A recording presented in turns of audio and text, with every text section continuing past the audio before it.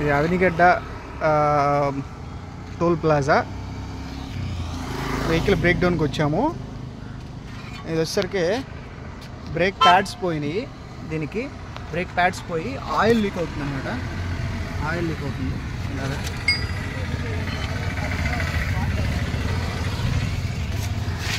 Oil కంప్లీట్గా leak అయింది.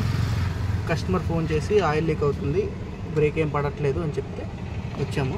Brake pads replace చేస్తున్నాను.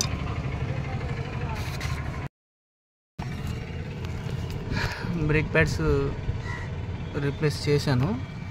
అయితే యాక్చువల్గా బ్రేక్ ప్యాడ్ ఇలా చాలా అంటే చాలా బాగా అరిగిపోయింది చూడండి. అరిగిపోయి ఇక్కడ సైడ్ ఎంపటికి వచ్చేసింది. సైడ్ ఎంపటి అంటే క్యాలిబర్లో నుంచి ఇలా జారుతూ కింద డిస్క్ ఎంపటే కిందకు వచ్చేసింది అనమాట. ఇలాంటి సిచ్యువేషన్స్లో ఫస్ట్ ఆఫ్ ఆల్ మనకి నాయిస్ అనేది వస్తుంది.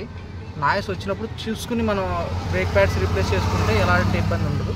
కానీ రీప్లేస్ చేసుకోనప్పుడే ఇలాంటి కంప్లైంట్స్ అనేవి వస్తాయి అన్నమాట. ఇది వెహికల్ రోడ్డు మధ్యలో బ్రేక్ డౌన్ అయిపోయింది.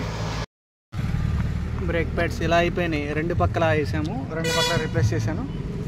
బ్రేక్ ప్యాడ్స్ బాగా అరిగిపోయినాయి అనమాట. వాడు వీల్ ఎక్కిస్తున్నాడు.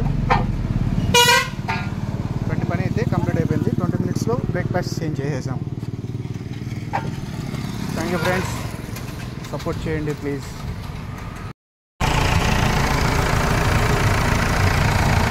బ్రేక్ ఆయిల్ కూడా రీప్లేస్ చేస్తున్నాం, ఎందుకంటే బ్రేక్ ఆయిల్ చాలా తక్కువగా ఉంది.